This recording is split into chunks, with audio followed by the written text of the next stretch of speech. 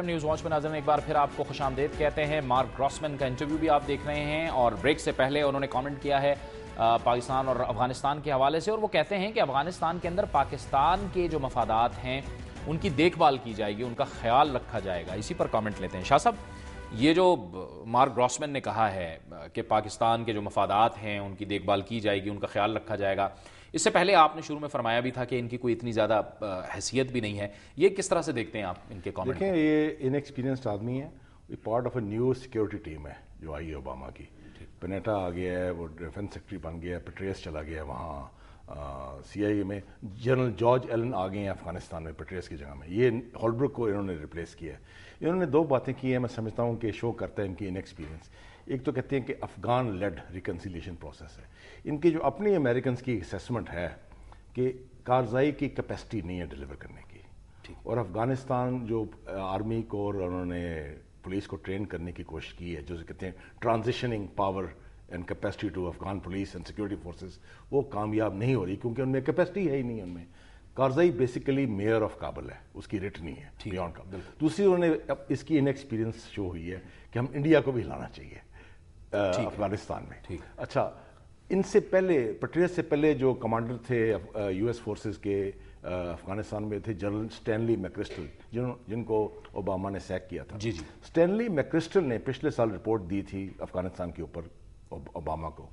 اس نے کہا تھا کہ جب بھی آپ انڈیا کو لانے کی کوشش کرتے ہیں افغانستان کے اندر تو پاکستان کو آپ فورس کرتے ہیں کاؤنٹر مہیا کرنے کے لیے۔ اسی لیے تو پاکستان انوالوڈ ہے افغانستان میں بیسیکلی، کہ وہ نہیں چاہتا کہ between Delhi and between pro India Kabul of Pakistan sandwich ہو جائے۔ جب یہ انڈیا کو افغانستان میں لانا چاہتے ہیں، جب انڈیا کا بارڈر نہیں ملتا افغانستان میں، تو یہ مجبور کرتے ہیں پاکستان کو ٹو ٹیک کاؤنٹر میئرز۔ اس کی وجہ یہ ہے کہ وہاں پہ پھر ہمارے مفادات کے خلاف کام ہوتا ہے، ہمیں ڈیسٹیبلائز کیا جاتا ہے۔ تو یہ میں سمجھتا ہوں یہ ان کی اپنی ان ایکسپیرینس ہے۔ پھر میں ایک اور بتانا چاہیے، لوگ بڑے ڈرتے ہیں جی ہمیں پتہ نہیں امریکہ آئے گا نیوکلیر ایشوز کی ٹچ کریں گے۔ ایک چیز ہوئی ہے جو میں سمجھتا ہوں ہم نے بہت بڑی غلطی کی ہے، ڈپلومیٹک فیلئر ہے ہمارا، کہ جب جس دوران پاکستان قربانی کر رہا تھا، فائٹ کر رہا تھا اگینسٹ دہشت گردی، اسی دوران جارج بش آئے 2006 میں، Indo U S nuclear deal transact کی جو انلیگل تھی، جو جس ملک نے این پی ٹی سائن نہیں کیا، جو انڈیا نے نہیں سائن کیا تھا، وہ ایلیجبل نہیں ہے، انٹائٹلڈ نہیں ہے اسے سیویلین نیوکلیر ایڈ ملے جو امریکہ دے رہا تھا۔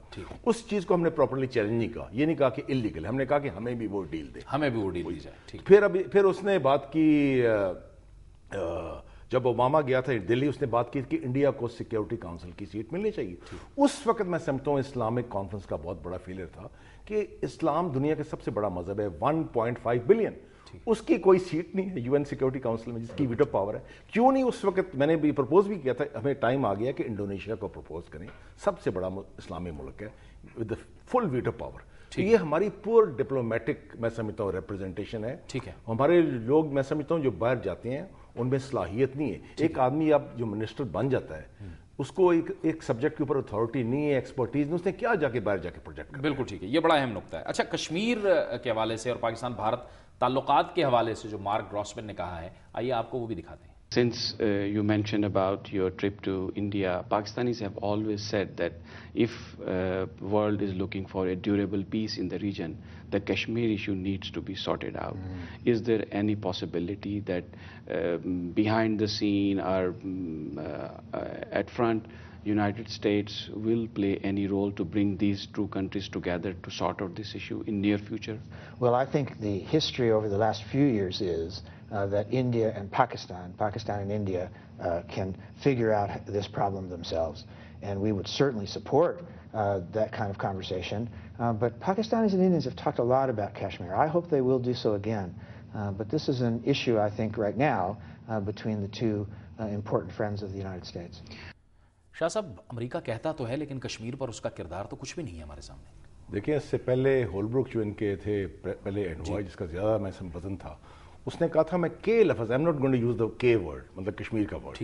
آلدو اوباما جب آئے تھے اس نے کہا تھا کشمیر کا مسئلہ حل ہونا چاہیے۔ تو یہ اب یہ دیکھیں جو سٹنگ اس وقت یو این ریزولوشنز ہیں جو پاس ہوئے تھے، وہ تو امریکہ نے خود کو اسپانسر کیے ہیں، وہ خود کو آتھر کیے تھے، اور this is a part of international law. لیکن ہم اس لیول پہ میں سمجھتا ہوں انیکٹیو رہے ہیں. ہمیں ابھی بھی وقت اب کشمیر کا آپ دیکھیں سچویشن ہیومن رائٹس. اب لوگ بات کرتے ہیں ٹیررزم کی, ان سے پوچھیں کشمیریوں کے اوپر ریپ کامن ہوتا ہے وہاں, بالکل کسٹوڈیل ڈیتھس کامن ہوتی ہیں, ڈسپیرنسز کامن ہوتی ہے.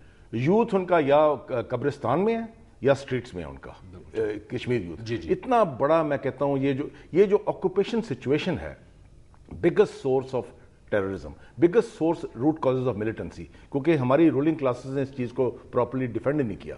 تو اس چیز کو میں سمجھتا ہوں کہ پراپر وگرس ریپرزنٹیشن ہو. اس لیے میں کہتا ہوں کہ یہ اسلامک کانفرنس کی طرف سے جب ویسٹ کے لوگ نیٹو اکٹھی ہو سکتی ہے, یورپین یونین اکٹھی ہو سکتی ہے, تو ہمارے کیوں نہیں ایک جوائنٹ کنسنسس ڈیکلریشن کیوں نہیں جا سکتا؟ کیا پرابلم ہے کہ occupation situation is not acceptable, you should sort it out. ٹھیک ہے, یہ تو بات یہ ہونا چاہیے جوائنٹ لیول پہ, یہ ابھی تک نہیں آئی چیز. ٹھیک ہے. اچھا, اب ایک اہم نقطہ, ایک تو یہ مائیکل شاور نے کتاب لکھی اسامہ بن لادن پہ, اور CIA کے اندر بن لادن یونٹ بنایا گیا, اور دوسرا جو افغانستان کے حوالے سے جو سینچری فاؤنڈیشن کی جو رپورٹ آئی ہے اس میں کن نکات کا احاطہ کیا گیا ہے, اور اس کی بھی ذرا اہمیت بتائیے کہ CIA کے اندر بن لادن یعنی ایک شخص کے لیے یونٹ بنا دیا گیا. پہلی بار ہسٹری میں CIA کی ہسٹری میں ایک انڈیویجول کے اوپر, ایک فرد کے اوپر یونٹ بنا تھا بن لادن, جس نے ہیڈ کیا مائیکل شور. مائیکل شور اب ریٹائر ہو گئے ہیں. ان کی پچھلے مہینے کتاب آئی ہے اسامہ بن لادن. وہ میں کہتا ہوں ہر آدمی کو چاہیے وہ کتاب پڑھیں. انہوں نے بتایا کس بیسس پہ اسامہ آگے آئے ہیں. انہوں نے 2 نقطے بتائے ہیں کہ جو آکوپیشن سچویشن تھی, خاص کر اسرائیلی آکوپیشن آف فلسطین, وہ اسامہ کو اس چیز کا کافی رنجش تھی. دوسری بات تھی, اسامہ نے ہمیشہ بات کی تھی اپنی, جو اس نے کتاب میں لکھا ہوا ہے, مائیکل شور کی کتاب میں جو بیسٹ سیلر ہے امریکہ میں, اس نے کہا تھا وہ اسامہ نے ہمیشہ اٹیک کیا ہے جو مسلم رولنگ اسٹیبلشمنٹ ہے, کہ انہوں نے کوئی گورننس نہیں ڈیلیور کی, انہوں نے کرپشن کو ریڈیوس نہیں کیا, لوگوں میں انہوں نے جسٹس اور ایکوٹی نہیں دی. تو وہ چیزیں تو ابھی تک ہیں, آکوپیشن بھی چل رہی ہے, اور جو رول آف دا جو ہمارے اسٹیبلشمنٹ ہے وہی ہے مال بناؤ اور کرسی بچاؤ. میں سمجھتا ہوں یہ بڑا ہڈن کاز ہے ملیٹنسی کا, جو پراپرلی ہمیں ڈیل نہیں کیا گیا, کہ جو انڈیفرنٹ, انسینسٹیو رولنگ اسٹیبلشمنٹ ہے, لوگوں کے ساتھ کنیکشن نہیں ہے, لوگوں کے پرابلم کے ساتھ وہ ان کو ہمدردی نہیں ہے, وہ اسی کو اس کی وجہ سے بہت زیادہ چیز آگے بڑھی. ٹائم بہت کم ہے شاہ صاحب کو. سینچری فاؤنڈیشن نے کہا ہے کہ یہ بہت امپورٹنٹ اس کی فائنڈنگ ہے کہ ملٹری حل نہیں ہو سکتا افغانستان کا. یہ ٹاسک فورس بنی ہے افغانستان کے اوپر, آپ نے اس کو نیگوشیٹ کرنا چاہیے طریقے سے, اور کارزائی کی کیپیسٹی نہیں ہے ڈیلیور کرنے کے لیے. انہوں نے یہ بھی بات کی ہے کہ فیسیلیٹیٹر ہونا چاہیے. تو میں سمجھتا ہوں کہ جو ان سب کو پیس پروسیس کو آگے لے کے جائے, میں سمجھتا ہوں ترکی کا رول ایک آہستہ آہستہ ایک ایمرج ہوگا. شاید ترکی کو واچ کریں, اس کی نئی کافی امپورٹنس ہے کہ Turkey might play the role of a facilitator to negotiate in Afghanistan. ٹھیک ہے, بہت بہت شکریہ, بہت بہت شکریہ معاہد حسین شاہ صاحب. وقت بہت قلیل تھا, بہرحال آپ سے بڑی اہم گفتگو ہوئی. پروگرام نیوز واچ میں وقت ہوا چاہتا ہے ایک بریک کا, اور بریک کے بعد ہمارے اس پروگرام کا سلسلہ جاری رہے گا. ایک اور موضوع پہ ہم بات کریں گے. ہم نے دیکھا کہ ڈاکٹرز اپنے مطالبات کے لیے باہر نکلے, فارماسسٹ بھی اپنے مطالبات کے حق میں باہر نکلے ہیں, یہ ہم آپ کو بتائیں گے ایک بریک کے بعد.